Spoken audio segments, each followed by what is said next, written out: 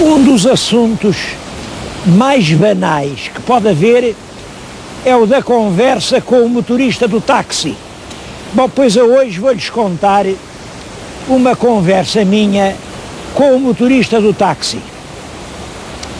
No sábado tive que ir ao Lumiar, meti-me num táxi, o homem conheceu-me, disse-me que gostava muito dos programas e que os programas lhe tinham mostrado trechos de Portugal que ele nem sonhava que existiam. E a propósito disse-me isto: imagine, o meu pai gaba-se de já conhecer todo o mundo, porque o meu pai é piloto da TAP, está agora reformado, mas é piloto da TAP. Nasceu aqui no Poço do Bispo e diz que o mundo todo ele conhece. Agora, em Portugal, o mais longe que foi a Vila Franca de Xira. Eu achei esta conversa formidável, porque há milhares de portugueses que têm uma história semelhante. Eles já deram volta ao mundo, mas o mais longe que foram foi a Vila Franca de Xira. Estou aqui num lugar de uma extraordinária beleza. Esta ponte que vem atrás de mim é uma ponte com 2000 anos. Foram os romanos que a construíram. Por cima da ponte vai um caminho. É um caminho que vai ter a Geira, e a Geira leva à Portela do Homem, no alto da Serra do Gerês. O rio que corre vai dar lá abaixo ao Cávago. Tudo isto é realmente emocionante. E quantos portugueses já vieram até aqui? Eu, para vir, arranjei um pretexto. Vou-lhes falar da Maria da Fonte.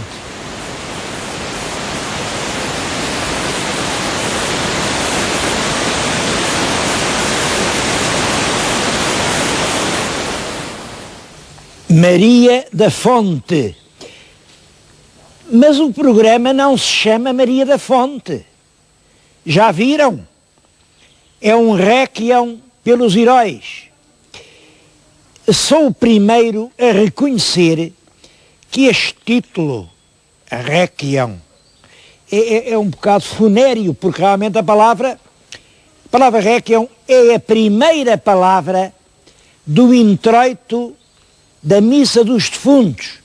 Em latim dizia-se assim: Requiem aeternam dona eis domine, é de lux perpetua lucedeis. Dai-lhes, Senhor, eterno descanso e luz perpétua lhes resplandeça. Todos nós ouvimos isto muitas vezes quando vamos acompanhar um amigo à última morada: e dai-lhes, Senhor, eterno descanso. É por isso que a palavra réquiem significa, de certo modo, a morte, a despedida.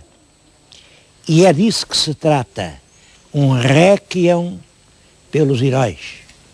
Porque realmente a Maria da Fonte de que lhes vou falar é uma heroína que nunca existiu, como muitas coisas nunca existiram. O Ulisses, que fundou Lisboa, nunca existiu, o contrato social nunca existiu, e o senhor de Ourique nunca existiu. Há tanta coisa que não existiu e depois se fez herói. Talvez isso seja o princípio de todos os heroísmos, é nunca terem existido. Mas vamos lá à procura da tal Maria da Fonte que nunca existiu.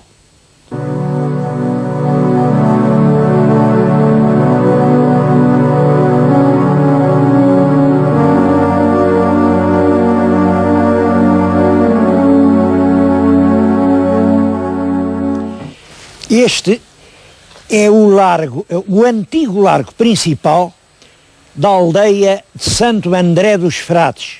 Foi precisamente neste lugar que eclodiu a revolta que depois se chamou da Maria da Fonte, no dia 19 de março de 1846. Portanto, já fez 150 anos no último 19 de março. O motim começou por uma razão simples. Tinha morrido aqui na aldeia uma velhinha, as outras amigas queriam enterrá-la na igreja, mas veio ordem do senhor administrador: não senhor, agora na igreja não se pode enterrar ninguém. Estava um cemitério, deviam pô-la numa cova do cemitério. Devo dizer que essas leis estavam já a ser postas em vigor em toda a Europa. Em Portugal isso já tinha sido legislado muito antes, em 1837, portanto era um simples regulamento. Agora, para aqui era uma novidade, aqui na aldeia não sabiam disso. E, portanto, as mulheres não aceitaram ir agora enterrar a companheira como um cão, ali chovia-lhe em cima, não podia ser. E pegaram na companheira e obrigaram o padre a enterrá-la dentro da igreja. Naturalmente que o administrador do concelho, que era a Póvoa de Lanhoso, soube disso, achou mal e vem por aí abaixo, chega aqui com 3 cabos de ordens e prendeu as 3 mulheres que mais se tinham salientado no motim. Mas estão a ver, hein? Prendeu as 3, então e as outras? As outras caíram em cima dos cabos de ordens, eles fugiram cada um para o seu lado e as mulheres foram soltas. No dia seguinte, houve tumultos noutras aldeias aqui à volta. Pouco depois era toda esta região que estava em pé de guerra, e aí, de Braga, as autoridades de Braga fizeram um erro. Mandaram tropas da infantaria lá de Braga. É claro, as tropas chegaram aqui, aí as aldeias tocaram a rebate, os homens foram buscar as caçadeiras, as forquilhas e as enxadas, fizeram guerrilhas e, na verdade, os soldados tiveram que se ir embora. Esses tumultos prolongam-se durante todo o mês de abril e em Lisboa o governo começa, primeiro fez troça, não sei, aquilo lá em cima no Minho é uma revolução, como eles diziam, de saca ao ombro e roçadora nas mãos. Bom, a verdade é que a revolução revelava-se cada vez mais difícil de dominar, e o pior é quando o governo dá ordens aos generais. Eram 2 viscondes, um general de Trás-os-Montes, o outro de Minho, que estava em Braga, e ambos, com um certo bom senso, disseram que não estavam dispostos a dispor tropas a fazer a guerra ao povo. Aí o governo teve que se demitir, isso aconteceu já no mês de maio, e os ministros impopulares que tinham provocado tudo isso, e que eram os irmãos Cabrais, o ministro do Reino, António Bernardo da Costa Cabral, e o ministro da Justiça, que tinha ido para o Porto, chamava-lhe o Rei do Norte, e que mandava prender, matar, era um homem que julgava que realmente com violência se resolvem essas coisas. Os 2 ministros tiveram que se ir embora para o seu exílio em Espanha. Não sabemos os nomes das mulheres que promoveram aqui o motim na aldeia. E esse nome, Maria da Fonte, é puramente simbólico. Maria da Fonte quer dizer uma mulher qualquer, uma mulher sem nome. Claro, apareceram depois muitas teorias, eu sei quem foi, era fulana de não sei onde, tudo isso são fantasias sobre o mito. A heroína Maria da Fonte nunca existiu. É claro que nós hoje perguntamos, mas como é possível que assim um movimento popular, sem chefes, tenha derrubado o governo de Lisboa? Bom, é possível por várias razões. É porque, em primeiro lugar, por detrás do motim havia razões de descontentamento político profundo.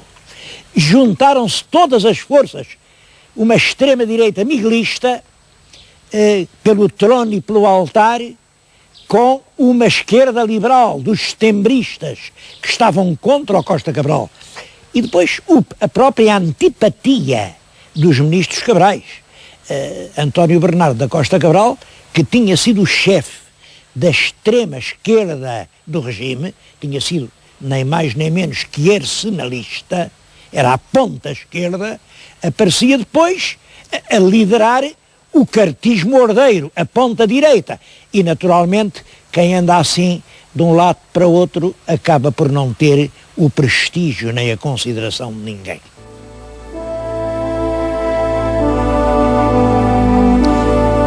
Este Alto Minho é extremamente rico de lembranças históricas, de monumentos, de memórias de figuras. Eu não quis deixar de vir aqui à Casa da Tapada. A Casa da Tapada está ligada à vida de um dos mais famosos poetas portugueses do século XVI, Francisco Sá de Miranda. Bom, eu não sei se o Sá de Miranda terá sido assim um grande poeta naquele sentido que nós damos à expressão poesia.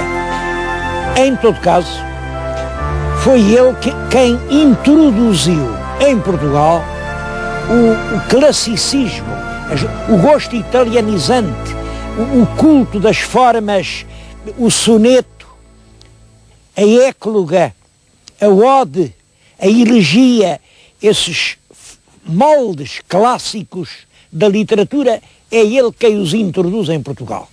E bastava isso para fazer dele uma figura notável.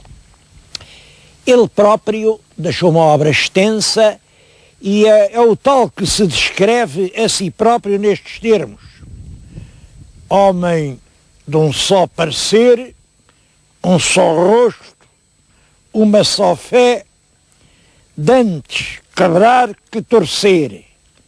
Ele de tudo pode ser, mas de corte homem não é.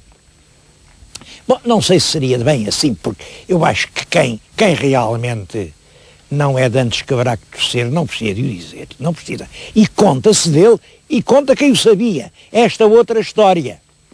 A certa altura diz que se fartou de Lisboa, ofendeu lá com a corte, não se dava lá com os políticos e tal, e vem para aqui, veio-se meter exatamente aqui no Alto Minho e construiu esta Casa da Tapada, mas ao mesmo tempo escolheu para mulher uma senhora extremamente rica e foi pedi-la aos irmãos. Bom, os irmãos ficaram surpreendidos e disseram: bom, com certeza, José de Miranda, mas o senhor já a viu? É porque a senhora era de uma fialdade proverbial e pavorosa. Ele disse: não vi, mas isso não tem importância nenhuma. Então, não, olha, achamos que o melhor é ver antes de casar. E ele lá, houve uma recepção, e ele lá foi ver a senhora, que era realmente mais feia que o susto. Pois ele, quando viu aquilo, ele ia assim como eu agora tenho, com um cacete. Ele andava sempre apoiado num cacete, ele gostava muito de bancar o camponês, pega no cacete, entrega-o à senhora e diz: senhora, espancai-me, porque não vos descobri mais cedo. Reparem, ele era pelo menos homem de corte. Vim aqui à quinta que ele fez, ainda há lugares do tempo dele, para falar de uma coisa que também me parece importante. Este Coração do Minho é a região predileta dos vinhos verdes.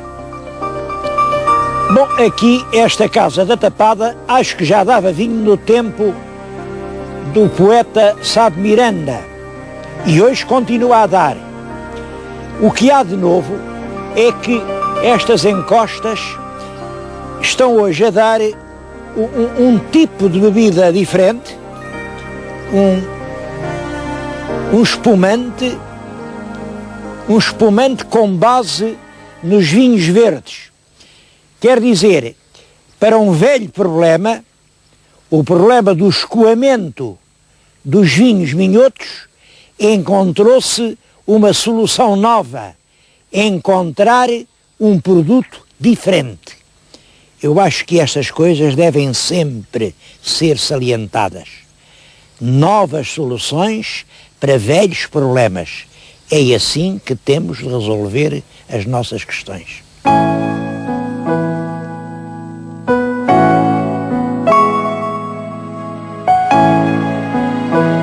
Aqui no Minho, isto é o coração do Minho, há imensas coisas que vale a pena ver. Eu agora, neste momento, estou-lhes a falar na Biblioteca Municipal de Vila Verde. Esta biblioteca foi, não há muitos anos, a Câmara Municipal. Também vale a pena ver isso. Imaginem que a Câmara antigamente era como estão a ver. Depois acharam que era feia e fizeram aquilo que vêem agora. Mas não foi para lembrar coisas tristes que eu vim a Vila Verde. Foi, pelo contrário, para recordar qualquer coisa que me parece uma lição. Aqui já há uns anos, o natural de Vila Verde publicou este fascículo, Apontamentos para a História de Vila Verde. Foram saindo e hoje estão reunidos neste belo volume que se chama Vila Verde, Notas para a Sua História. Quem fez isto não foi propriamente um historiador. Foi, como já disse, o natural da terra, ele está aqui ao pé de mim. Ele assina os livros com o nome de Serra Nevada. É claro, naturalmente, ninguém se chama Serra Nevada. Ele tem um nome como qualquer outra pessoa. É o senhor João José de Almeida Lopes. E a história do Almeida Lopes é esta. Saiu daqui, da terra, novo, para trabalhar em Angola. Lá se instalou, lá se estabeleceu, mas em 75 ficou sem nada e teve que voltar para aqui. E precisou de recomeçar a partir da estaca zero. Então começou a fazer estes fascículos.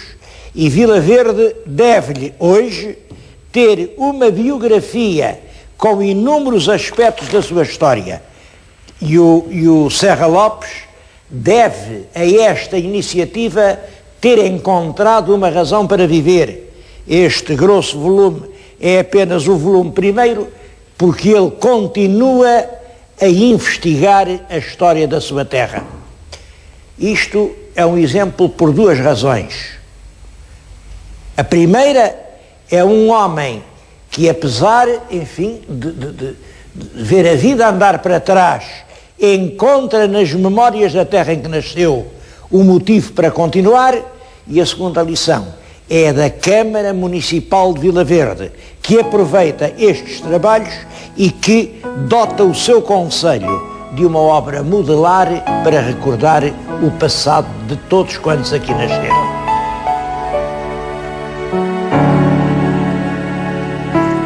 O rei Dom Dinis proibiu os particulares de terem torres, mas fez uma exceção.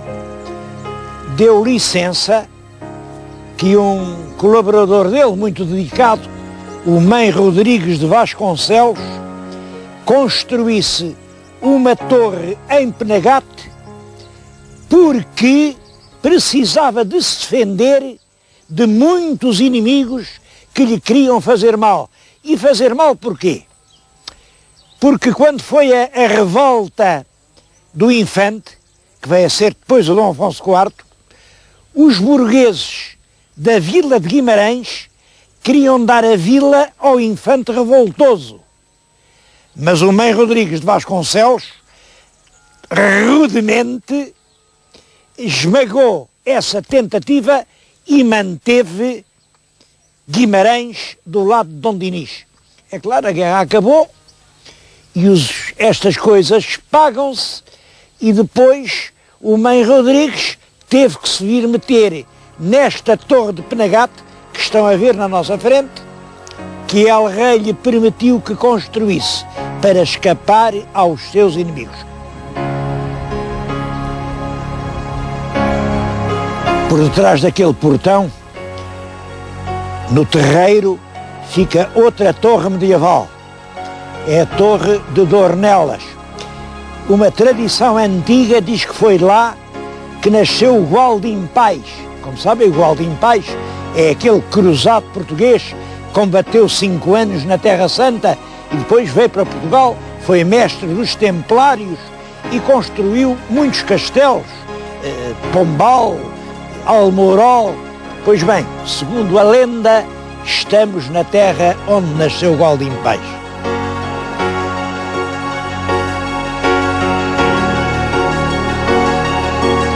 Outra casa forte medieval é o Solar dos Vasconcelos. Está em plena derrocada.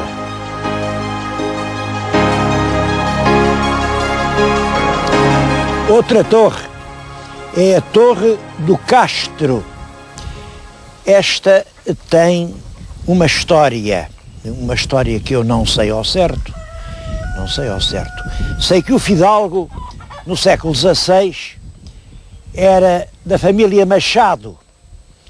Ainda hoje podem ver na Pedra das Armas os Machados. Ora, em 1550, o Francisco da Silva Machado tinha ido com os seus cães e com os seus criados caçar para a Serra do Gerês. Andou por lá uns dias e quando voltou passou-se aqui qualquer coisa estranha. Passou-se isto. A fidalga, uma Dona Maria de Magalhães, era muito devota e todos os dias se fechava na torre a confessar-se a um bom frade do mosteiro de Renduf.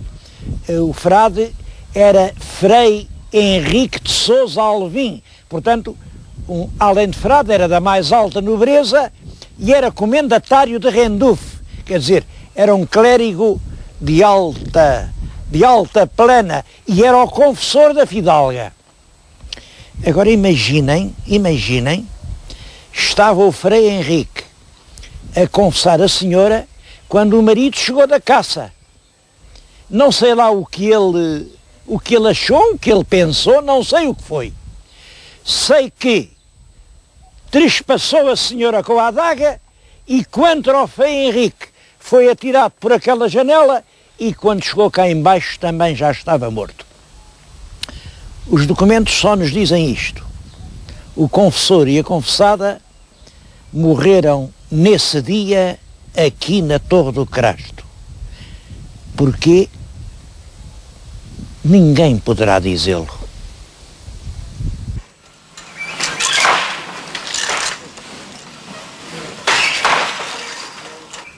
Bom, eu comecei por dizer que não acreditava nos heróis. O que eu queria dizer é que esses heróis dos quais se fala muito, muitas vezes nem sequer existiram. Mas há outros dos quais se não falam e são os heróis verdadeiros. Queria-lhes, aqui não saí da região, estou aqui no centro do Minho. Queria-lhes mostrar o caso de uma mulher minhota, está junto de mim, muita gente a conhece, é a Dona Maria Helena Dantas, cuja história é a seguinte. É filha de gente humilde, o pai era mineiro, abria poços em Minas, tinha 11 irmãos e teve que começar a trabalhar muito cedo. Diz ela que se lembra de começar a trabalhar aos 7 anos. Bom, casou, uma ninhada de filhos, 7 meninos, e teve ela que trabalhar para lhes dar o pão. E o resultado foi capaz de criar uma indústria. Ela hoje, ou os filhos dela, porque a indústria continua na família, em artesanato artístico, tecidos bordados à mão, produz um valor superior a $500 mil de contos por ano. E trabalham por conta dela, direta ou indiretamente, mais de 300 pessoas. Isto de ser capaz de superar as próprias dificuldades, criando riqueza para si e para os outros, isto sim, parece-me que é hoje o verdadeiro heroísmo.